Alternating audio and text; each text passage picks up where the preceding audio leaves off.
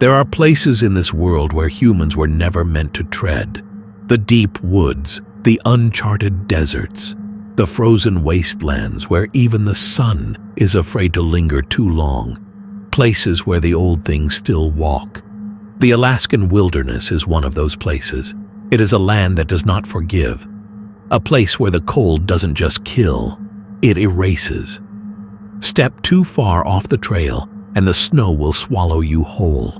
The wind will scrub your footprints clean. The night will come down like a weight, and when it does, no one will hear you scream. It is here, in this vast and silent expanse, that a 6-man military reconnaissance team ventured into the unknown. January 2010, a classified winter survival exercise. They were trained to endure the harshest conditions on Earth, to operate with precision and discipline, to face whatever the elements could throw at them. But there are things that no amount of training can prepare you for. I don't know how to explain it. It wasn't human. I don't care what anyone says. Sergeant David Holloway, after his final military debriefing, 2010. At first, it was just a figure in the distance. A lone silhouette, standing barefoot in the snow where no person should be. Watching, waiting. Then came the tracks that didn't make sense. The way they changed. The way they simply stopped. Then the whispers started. The guttural sounds in the night. The voice calling their names. Not from the radio, not from inside the tent, but from somewhere out there. Somewhere too far for any human voice to carry. And when they finally saw it, when they saw what should not exist, it smiled at them. This is the story of the Alaska Skinwalker incident, a story that was never meant to be told, a story that, if you believe the official reports, never happened at all.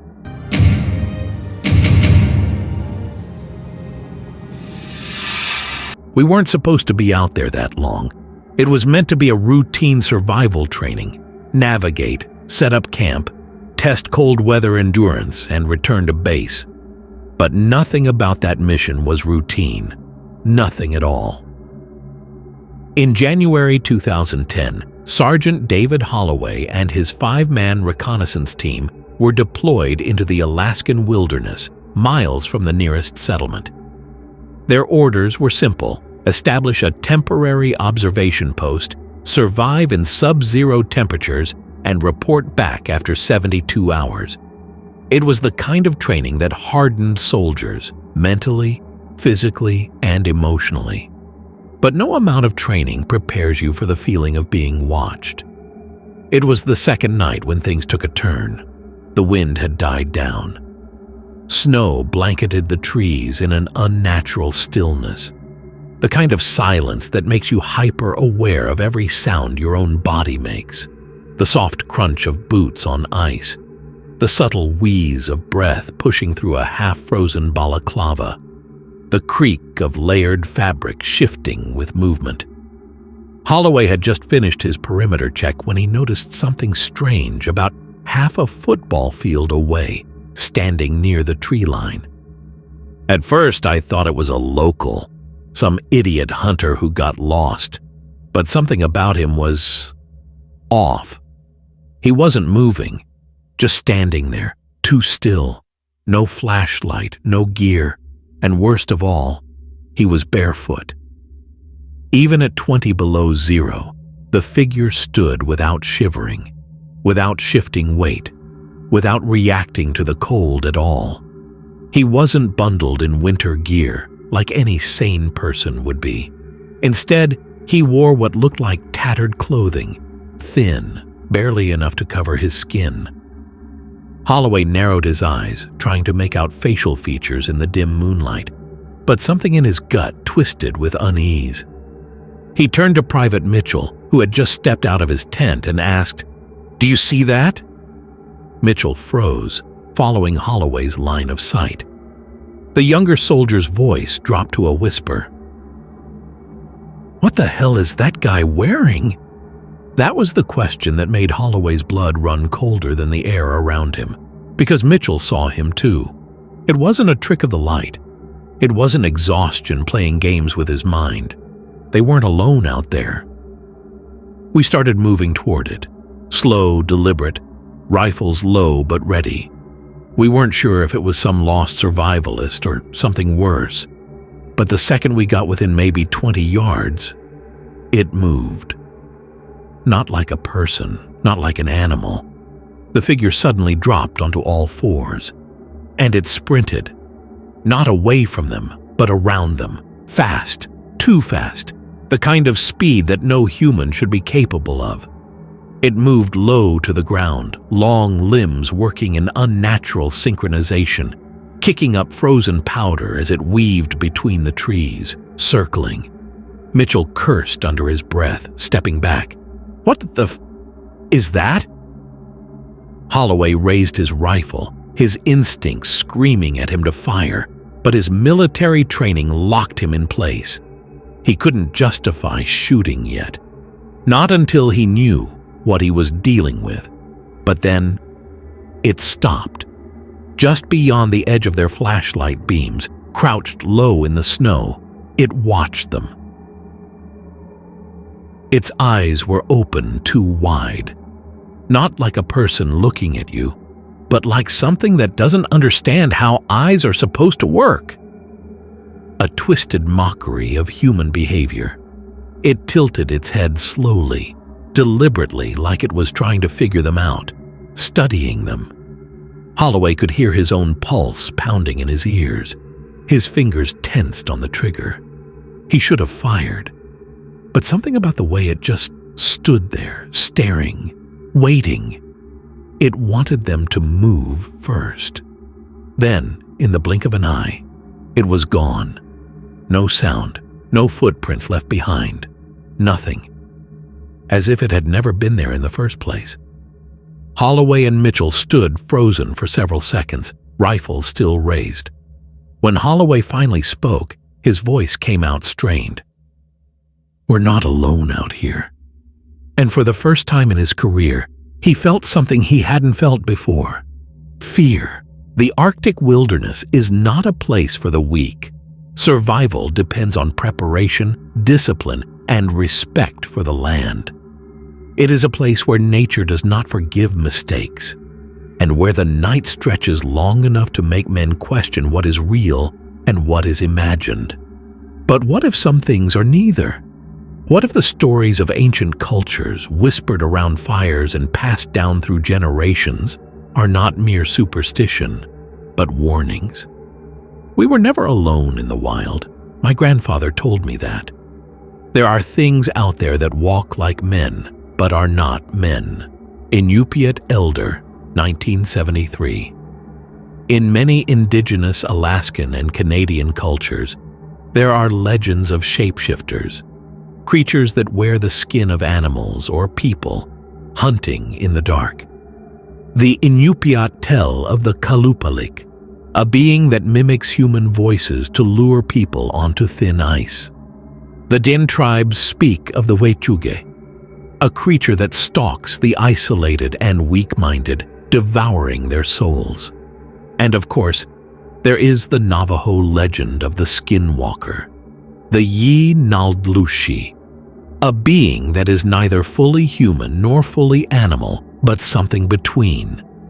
A cursed creature wearing the skin of another, moving in ways that defy nature. The Skinwalker myth originates from the American Southwest, but strange, eerily similar stories appear in European folklore as well.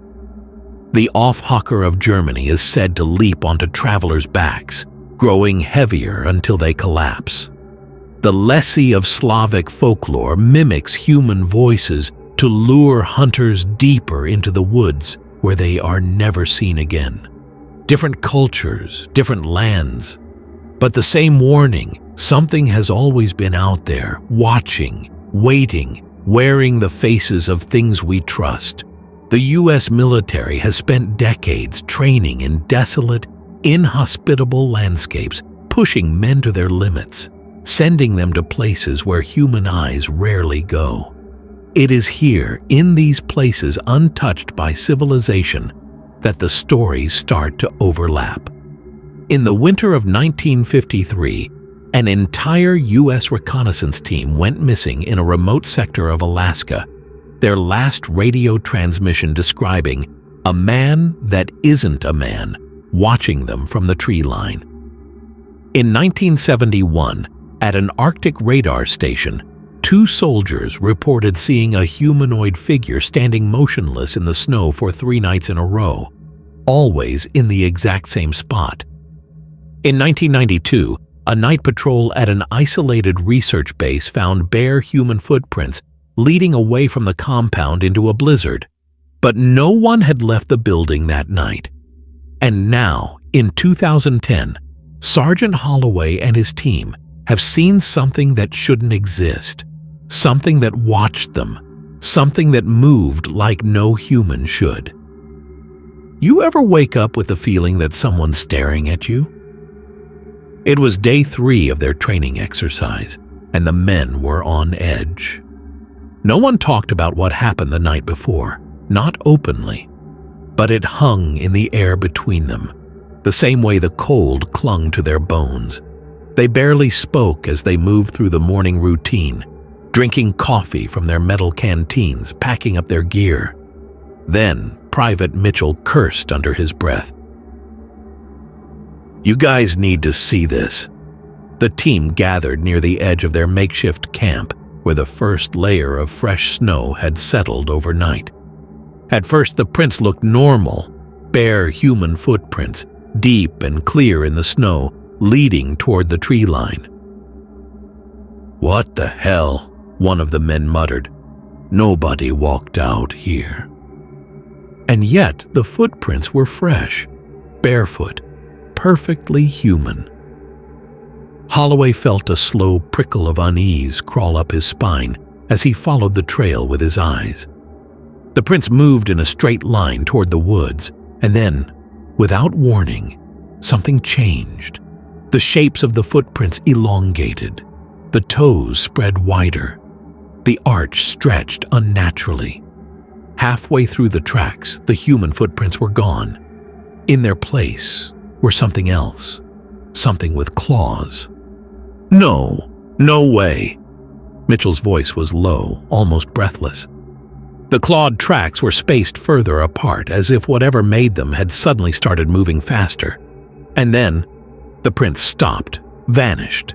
There was no break in the snow, no sign that something had backtracked or turned around, no evidence of wings or an animal digging under the surface. The tracks simply ended. Holloway swallowed, his mouth dry. "It didn't walk away," he finally said. "It just stopped existing." No one responded, because there was no logical response. Something had been here. Something had walked toward them. Something had stood in the snow, watching them sleep. And then, it disappeared. Without a sound, without a trace, like it had never been there in the first place. The wind had changed. It wasn't something Holloway could explain in words, not really. But he felt it. Something was different. By the time night fell on the 3rd day, the temperature had dropped further than forecasted. The cold wasn't just biting anymore. It was suffocating. It pressed against their bodies, crept into their bones, weighed on their chests like an unseen force. That night, they set a double watch rotation. 2 men awake at all times, scanning the perimeter, rifles loaded, eyes sharp. None of them voiced their concerns, but they all knew. They weren't alone out there. The worst part wasn't what we saw. It was what we heard. It started around 2:00 a.m. Private Jansen was on watch when he heard the first whisper, a low, guttural voice just beyond the firelight. Not a growl, not a human voice, but something caught in between. Jansen tensed, hand tightening around his rifle. He turned, scanning the darkness, eyes straining against the black void beyond the trees. Holloway? He thought it was his sergeant calling from the tent, but when he turned, Holloway was still asleep. Jansen felt a slow, creeping chill rise up his spine. The whisper had come from outside the camp. Holloway! There it was again, closer this time. He swung his rifle toward the sound, flicking on his mounted flashlight. The beam cut through the cold, illuminating nothing but empty snow and skeletal trees. Holloway, wake up! Jansen's voice was shaking now, but Holloway was already awake. The sergeant had been awake since the first whisper, lying still, listening, because he had heard it too. Jansen wasn't the only one. At 2:30 a.m., their radio crackled to life. A garbled transmission, distorted, broken. The voice on the other end was faint, almost familiar. Hello? Can you hear me? I'm cold. Mitchell, who had taken over for Jansen, frowned and grabbed the radio. Say again. Identify yourself. Silence. Then, I'm so cold. Let me in. The words weren't coming from the radio anymore. They were coming from outside the tent. Mitchell froze. His breath came out in a single sharp exhale. He turned slowly to Holloway, eyes wide, hands gripping his rifle so tight his knuckles had gone white. Did you hear that? Holloway nodded once. They weren't imagining it. Something was out there. Something was speaking, and it was using a voice they recognized. Thermal scopes should have picked up a heat signature. They didn't. Night vision should have caught movement. Nothing. They could hear it, but they couldn't see it. I don't know how to explain it, man. It was out there. It was talking, but it didn't exist. Private Mitchell, post-mission debriefing. At 3:15 a.m., the sound of soft footsteps echoed around the tents. Not a single pair, multiple, moving in circles. We could hear it, but every time we looked, there was nothing there. Mitchell kept his rifle raised, hands sweating despite the cold, his breath fogged in the air. But the breath of whatever was out there did not.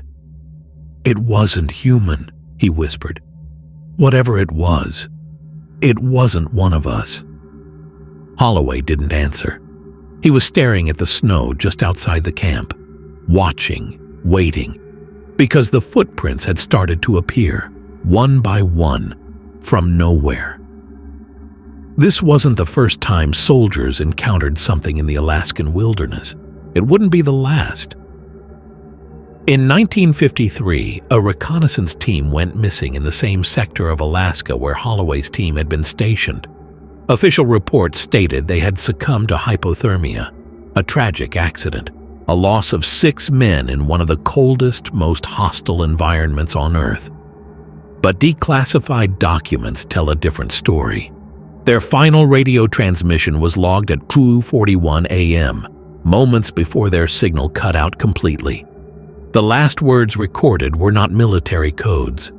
They were the panicked, breathless words of a dying man. It's watching us. It's not leaving. It's not a man. When rescue teams arrived, they expected to find the bodies.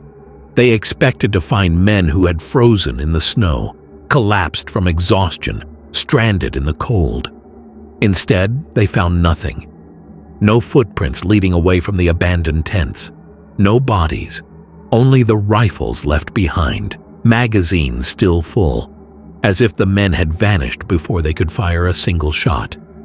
1971, Arctic Radar Station. 2 soldiers on night watch saw something standing just beyond the perimeter fence. A man, or what looked like one. The figure never moved. It stood motionless for 3 nights in a row in the exact same spot, watching. On the 4th night, when the guards went to investigate, they found nothing but a single set of footprints in the snow. The prints led to the fence, then stopped. 1992. a remote research base. A National Guard unit reported a lone figure walking barefoot through a blizzard. They tried to approach.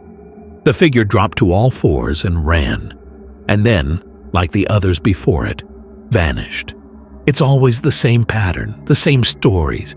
Soldiers sent into the Alaskan wilderness, soldiers who see something they can't explain. Some return, others don't. What Holloway and his men encountered in 2010 was not an isolated event. It was part of something bigger, something older than the military, something that had been watching from the dark for a long, long time. And that night, as the footprints formed in the snow without a single body to make them, they knew. It was here. There are moments in your life when you realize you are prey. That's what this was. Not a battle, not an ambush. It was hunting us, and it wanted us to know it. By 4 a.m., the entire team was awake. No one spoke. No one slept. They sat in silence, clutching their rifles, staring out into the dark, listening to the soft, deliberate crunch of footsteps outside their tents. The prints had appeared in the snow on their own. And then, the radio crackled again. A voice came through, clear this time. Too clear. It was Jansen's voice, but Jansen was inside the tent. "Holloway, are you there?" The sergeant slowly turned his head. Jansen was sitting across from him, pale, shivering, wide-eyed. He hadn't spoken. "It's cold out here. Let me in." The voice was coming from outside. "That's not me," Jansen whispered. The moment stretched, unbearable. Holloway didn't move, didn't blink, barely breathed. The wind pressed against the canvas of the tent, a low groaning sound that felt like the wilderness itself was listening. Then, the zipper started moving. The tent flap shuddered, opening slowly. Jansen lunged, grabbing his rifle and throwing himself backward. Holloway yanked his knife from its sheath and held his breath. But when we looked, nothing was there. The tent flap hung open. Beyond it, only darkness, only silence. The only proof that anything had been there at all were the tracks leading up to the entrance and the single elongated handprint pressed into the snow. I thought that was it. I thought that was the worst of it. I was wrong. At 4:47 a.m., Holloway heard breathing. Not his own, not Jansen's. Something big, deep, ragged. It was right outside. He reached for his rifle, slow, controlled. Mitchell, still on watch, raised his own weapon, but when he looked through the thermal scope, there was nothing. I don't know how to explain it. It was right there. We could hear it. We could feel it. But the thermal picked up nothing. It was like it was colder than the air itself. Then, something slammed against the tent, hard, deliberate. A single, massive impact. Jansen yelped. Mitchell fell back, scrambling for his sidearm. And then, it spoke. "You don't belong here." Holloway's breath caught in his throat, because it had spoken in his voice. Not an echo, not a recording. His voice. "I don't remember giving the order. I don't remember making a choice. I just remember the gunfire." The first shot ripped through the silence, then another. Then all of them were firing, weapons blazing in the dark, bullets tearing through something unseen, something that had been standing right outside their tent, something that left no heat signature and no tracks and no body, but had been there. They didn't stop until their magazines were empty. When the echo of the last shot faded, the only sound left was the wind. And when we looked out into the snow, expecting a body, there was nothing. Nothing but the open landscape, Nothing but shredded pieces of their own tent, torn by something with claws. Nothing but a lingering, suffocating silence that told them they had just made a mistake. A terrible, terrible mistake. We should not have fired. Because whatever it wasn't alone. You ever hear gunfire in the wilderness? Real gunfire? It doesn't sound the way you think it does. It doesn't echo cleanly. It gets eaten up by the cold, swallowed whole like it never existed. Just like we almost were. Sergeant David Holloway, years after the incident. The gunfire had stopped. The men were still clutching their rifles, breath ragged, ears ringing from the echo of spent rounds. And yet, there was nothing. No blood, no body, no proof that they had just unloaded everything they had into something that should not exist. The wind screamed through the open flaps of their torn tent. The generator was dead, leaving them in almost complete darkness. We stood there shaking, waiting for something to move, but nothing ever did. And then from deep within the forest, they heard it. Not a growl, not a voice. Laughter. 04:58 a.m. Emergency evacuation.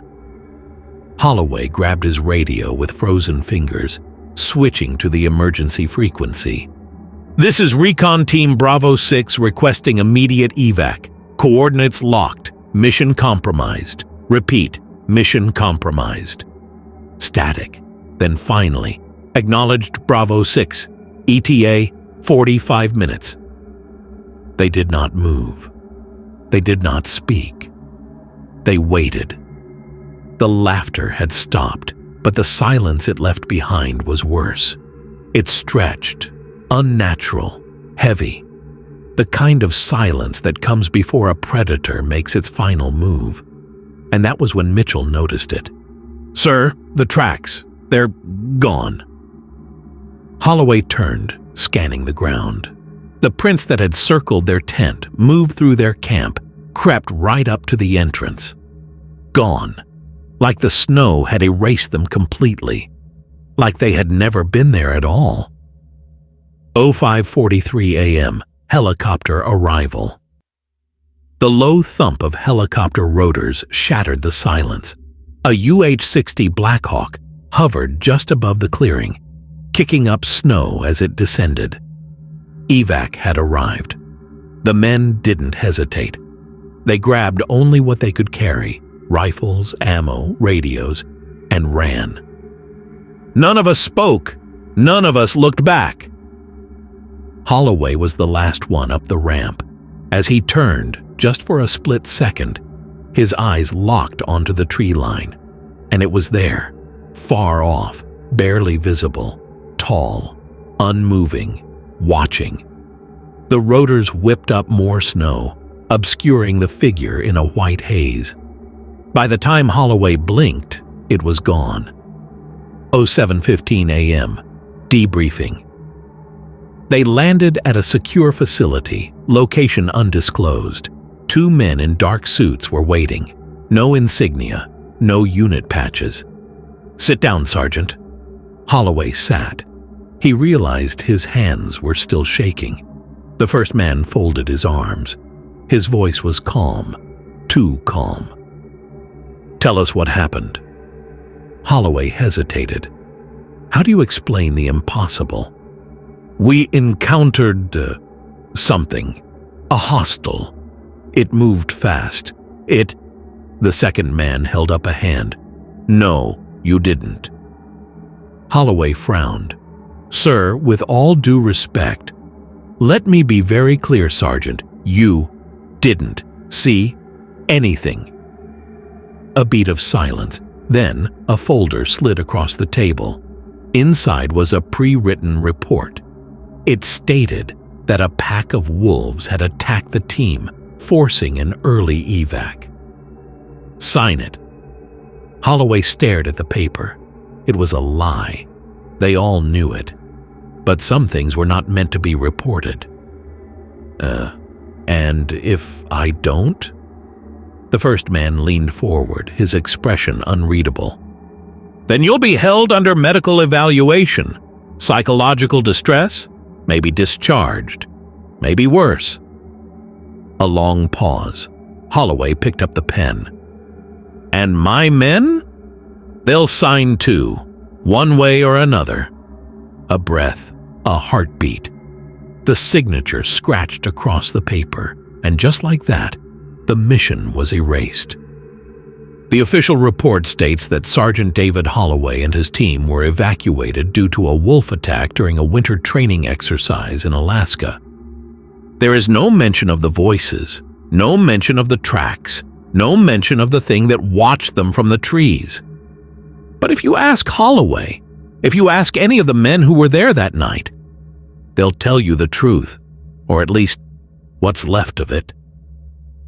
There are places in this world where humans were never meant to go, places older than our history, places where the things that came before us are still watching, waiting, smiling from the dark, and in the coldest corners of the world, where the wind howls and the snow erases all traces of the past. Sometimes the past howls back. Comment what you think of the story. Thank you for watching and see you soon.